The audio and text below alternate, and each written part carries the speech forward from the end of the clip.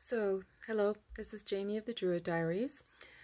What if you are studying to be a Druid alone and you don't have direct community? What if you have done all kinds of courses or studies and you feel, this Druid identity rising up in you, but you don't have a grove and there's no one in your neighborhood?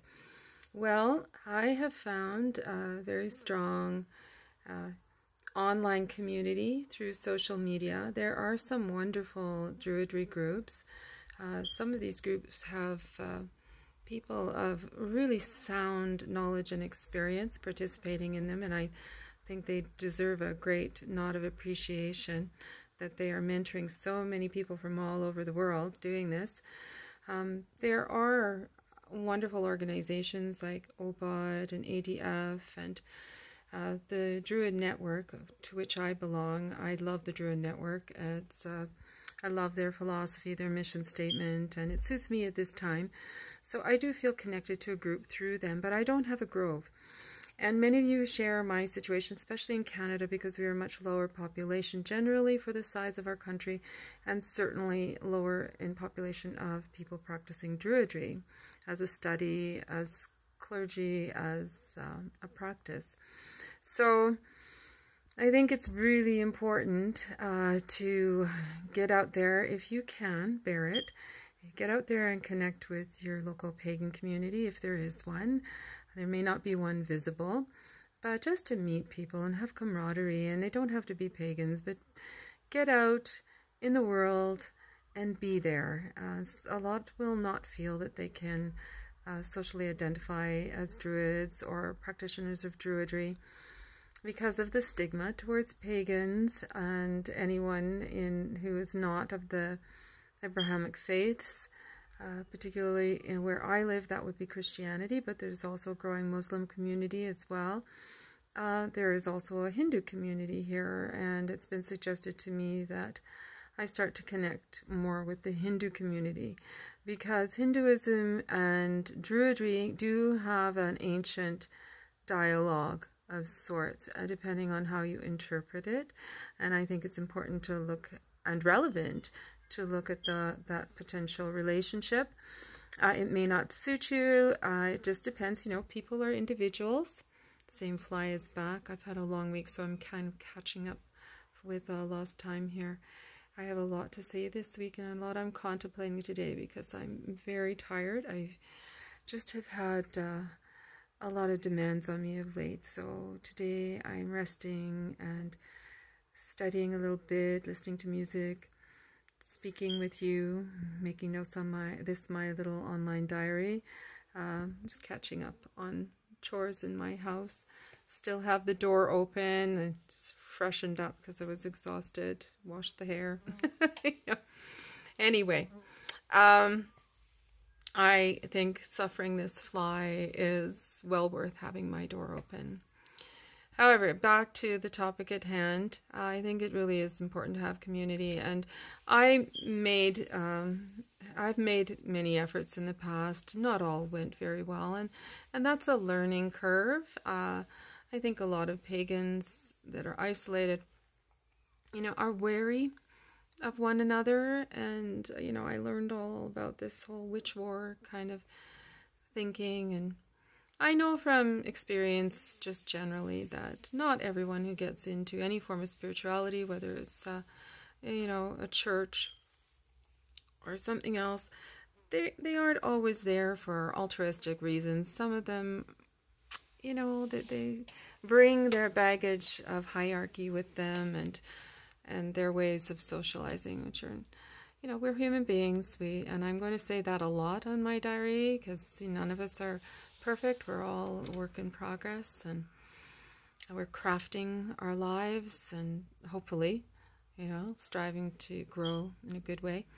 So, we're going to have these human interactions that are sometimes negative, and at times all you can do is just walk away as gracefully as you can and try to be kind and firm, like about where you stand. Don't be a doormat, but be courteous, and not everyone is going to click with you, and you need to be healthy and well and safe and not barraged with negativity. And that's the case for everyone.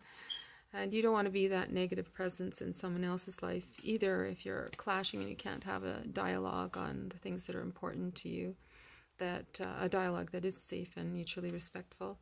Though I think that's definitely something to strive for. And I do strive for it on a daily basis. Neighbors walking by. You know, you strive to bring the philosophy of Druidry into your daily life, and part of that is bringing reason and consideration with you and integrity. And it isn't easy, and you're going to be challenged. I'm challenged every day, and I feel confident in saying that there are a lot of Druid clergy that feel that, you know, they are leaders in their community. They lead groves. They have their challenges too, and it's not easy for them either.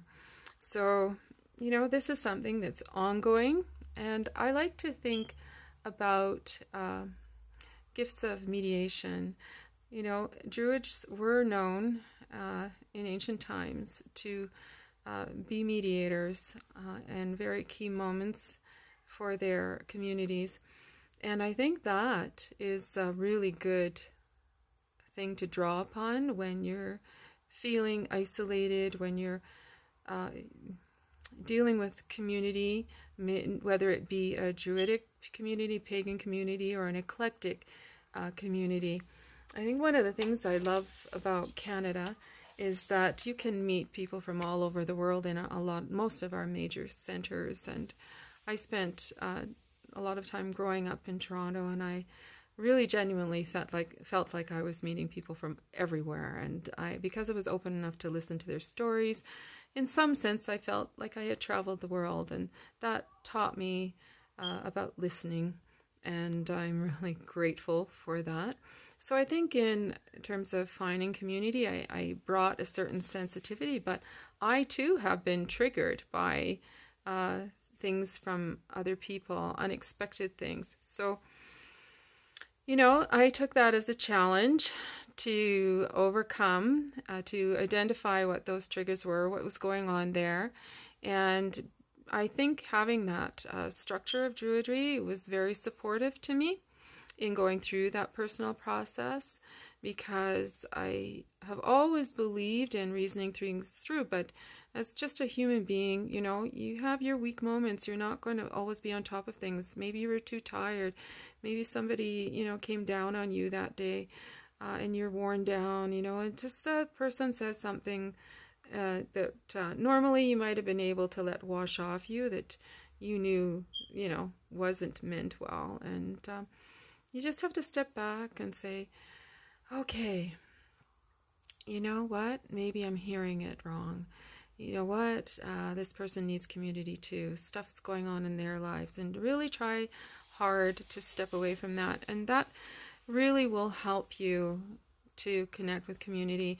Over the last while, I've connected with a good number of people, I feel, in the witch community, the Wiccan, and others that are just so interesting. These people are really interesting.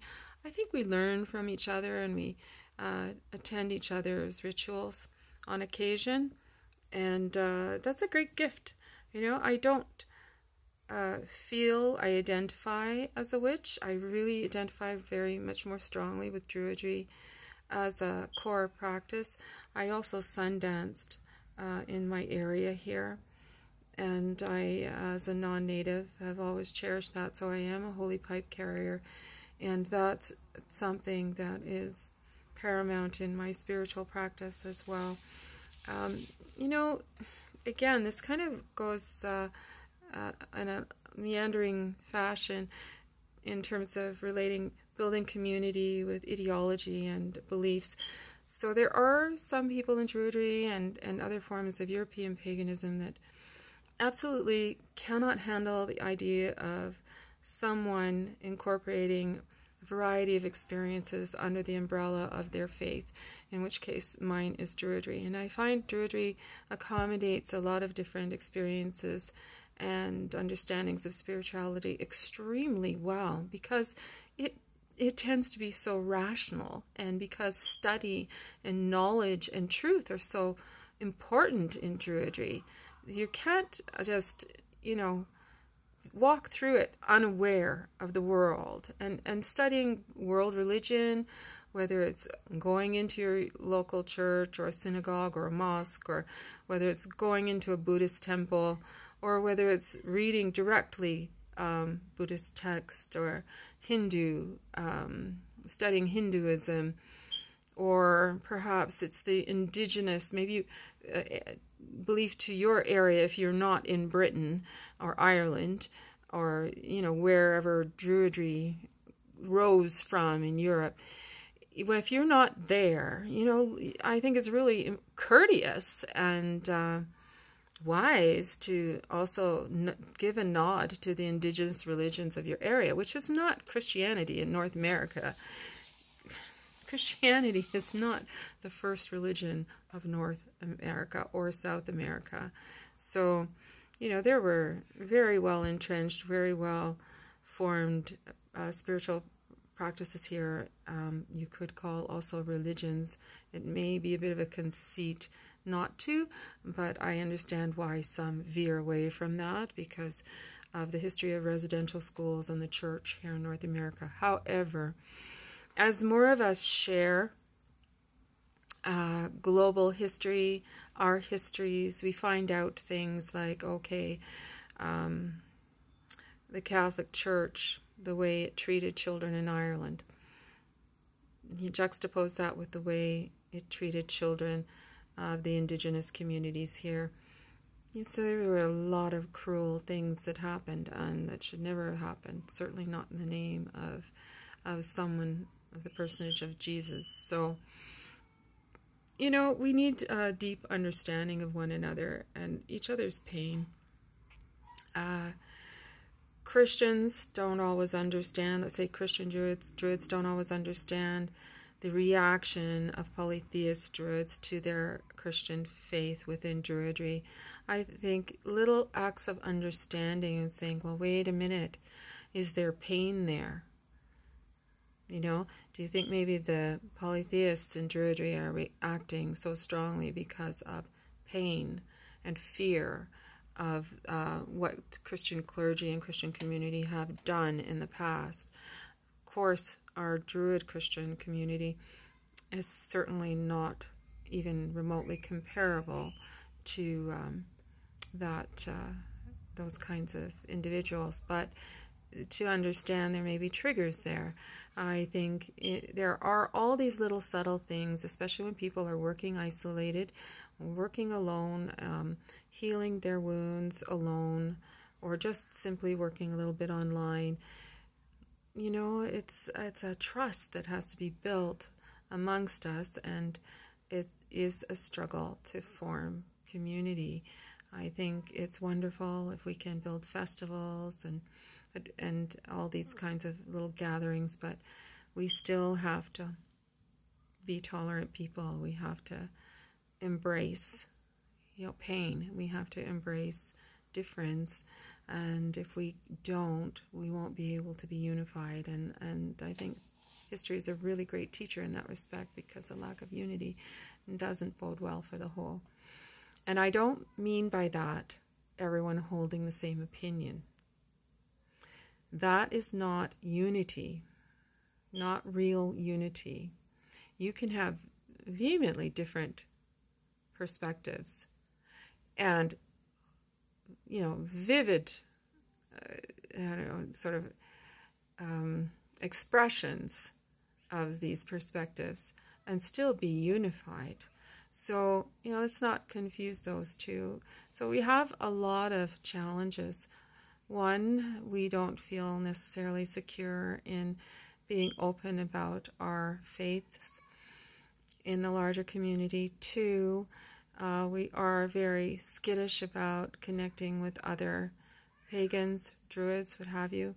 Some have had very bad experiences. Paganism and Druidry are no exception when it comes to ego. And that has been a problem, just as every other religion has that problem. because every religion has the human element. So, we're all susceptible to these things. It isn't paganism per se.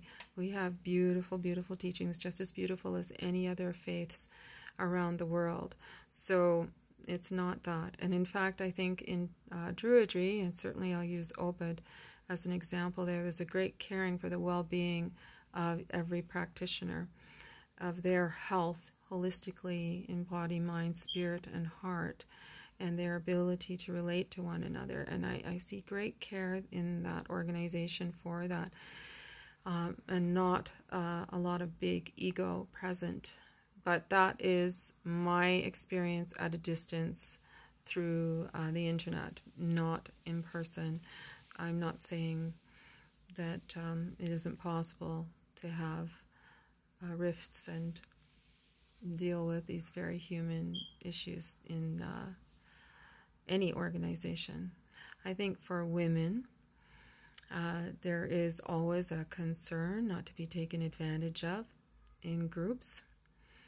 I know of a lot of women that have encountered very disappointing experiences via spiritual teachers, not in Druidry per se, but in other spiritual paths. And I don't want to identify them, but to think broadly. Think broadly, whether it's mainstream religion or others. So, many women may be very cautious to join groups because they no longer wish to be taken advantage of or exploited. So it's really, really important to, I don't think the word would be overprotect, but just to be cognizant of the fact that there are a lot of wounded people on these paths, and to try to be understanding if people are triggered and upset, or if they're shy to come forward, if they don't have great social skills. I myself am a very talkative introvert, and I get quite exhausted around too many people and too much noise. And I give it my all. I give it my attention, my energy, and then I need some alone time. And if you're wondering why I'm squinting a lot in these videos, because I've always, all my life, been light sensitive. So I'm trying my best to open my eyes. It's hard, and you can see like the little lines here, from my eye strain. It's not from vision issues, it's the light. And I have sort of the Celtic curse, rosacea, that doesn't take much of anything to flare up. So, and I'm an older person too, I'm not a spring chicken. So I give all these things a lot of thought, and I recognize my own shortcomings or imperfections.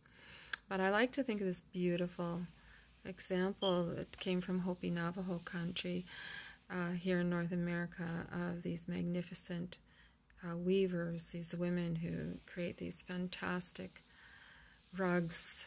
The sheep they have there are beautiful, and they gather the wool, they create the yarn, and they weave these beautiful blankets and rugs, and gorgeous geometric patterns.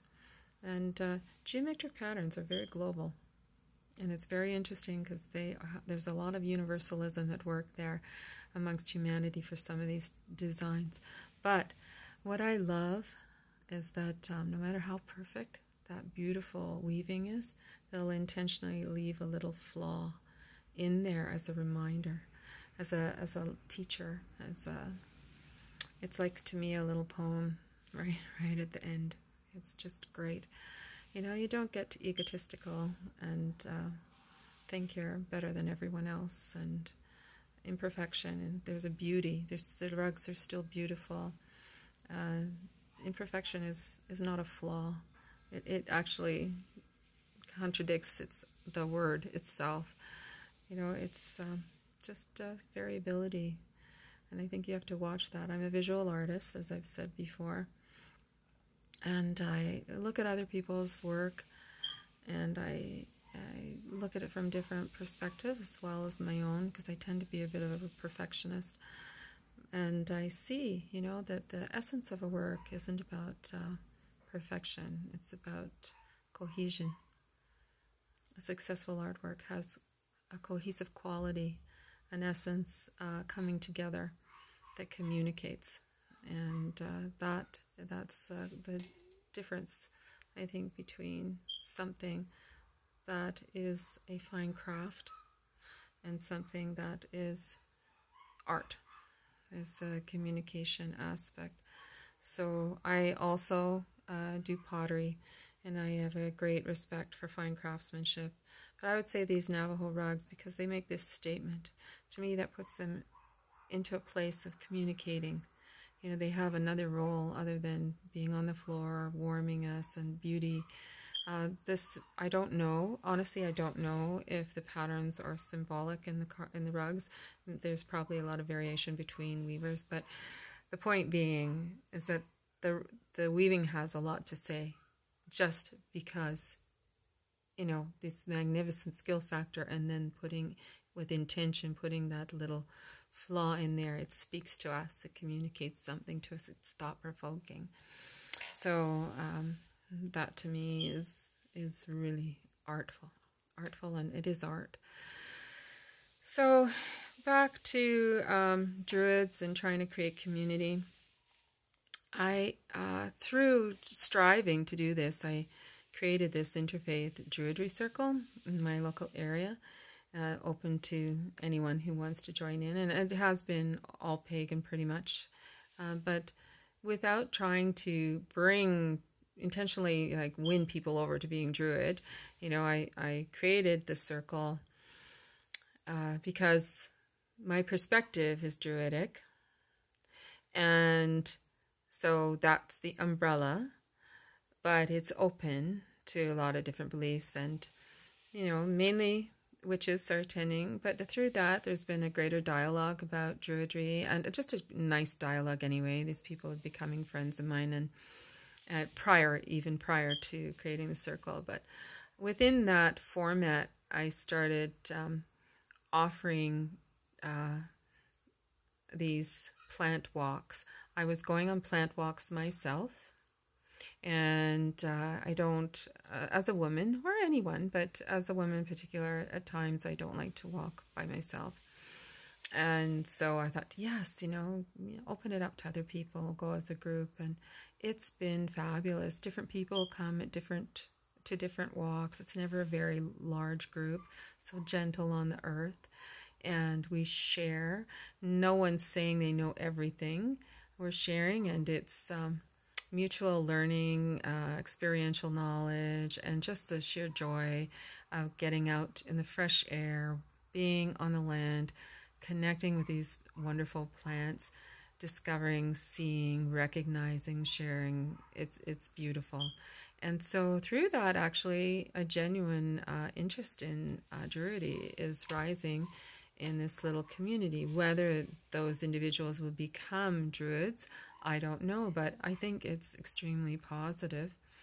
And even prior to that, I was getting invited to reclaiming rituals and things like that, and it's lovely. It's just really nice to share in that, and I've learned a great deal through doing it, and other very spiritual, interesting people in paganism that I've met and been getting to know, and I care for these people. I think they're really genuine and cool, and I'm very happy to have met them all, and just continuing to nurture this spirit of sharing and building trust with one another.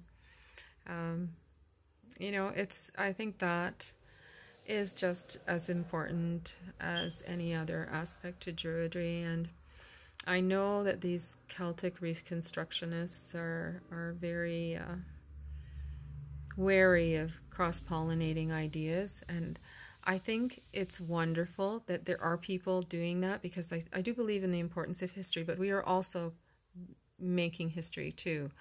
As we live our lives, we are creating history. So I think we all have a role to play in the the life energy of these ways. It's not all going to be the same.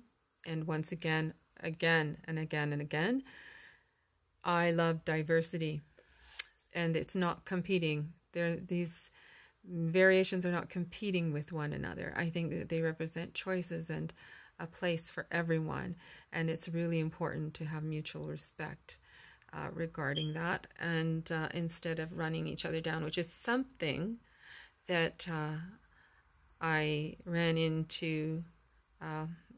have run into a few times. And it's really interesting how, I can sit here and I can say, I have this respect for these people who are, Celtic Reconstructionists, and they just want to be absolutely as accurate as possible about how things were. And I think that's really wonderful.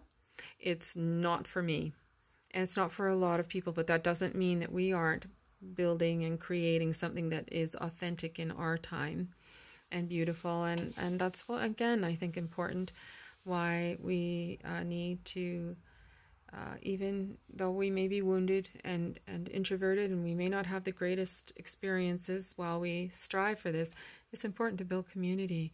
I don't want any of us to be so isolated and alone in this. And I have friends, some closer friends, some more distant friends, and that are of different beliefs and come from different backgrounds, and I cherish that, and that's good.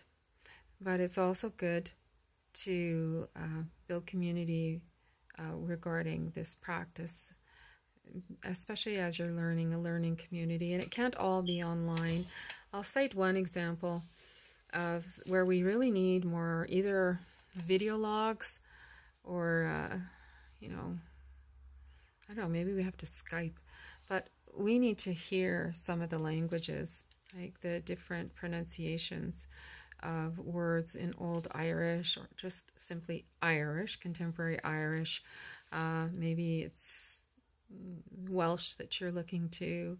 I have some Pictish ancestry, and I'm noticing that Cornish is sounding really natural coming out of my mouth, which is a bit odd, because I'm unaware of any kind of Cornish cultural connection in my family.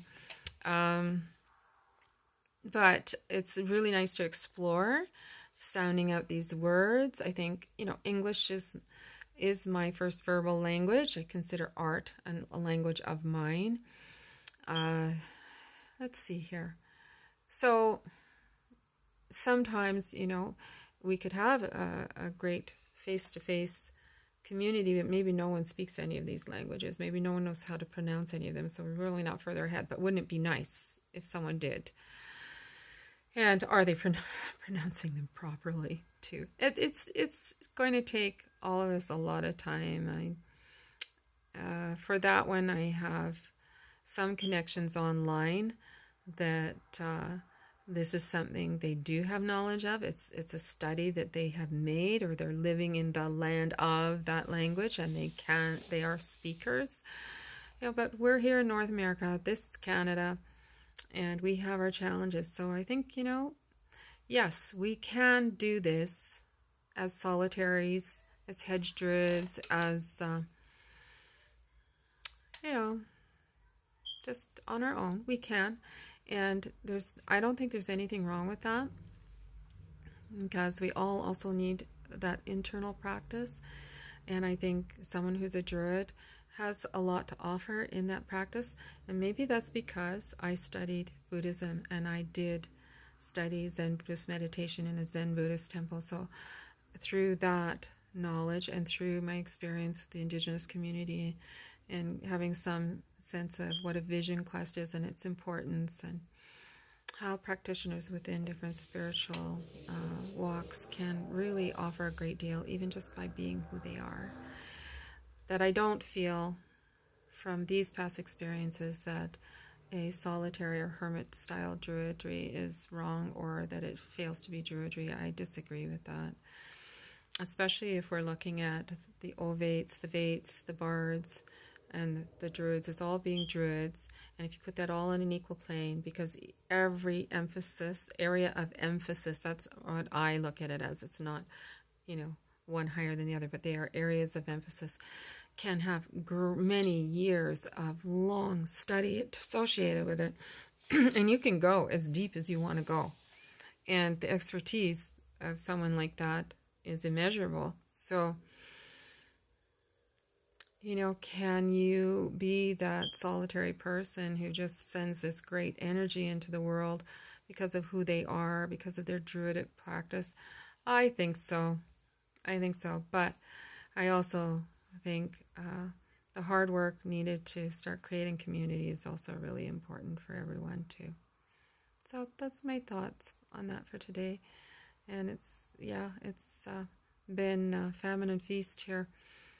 No posts for quite a long time, and then 3 today. So thank you for listening. And I really also appreciate dialogue with people, respectful, thoughtful dialogue. I acknowledge I have a lot to learn, and I hope whatever I have to offer is helpful to others as well. Thanks. Have a great evening.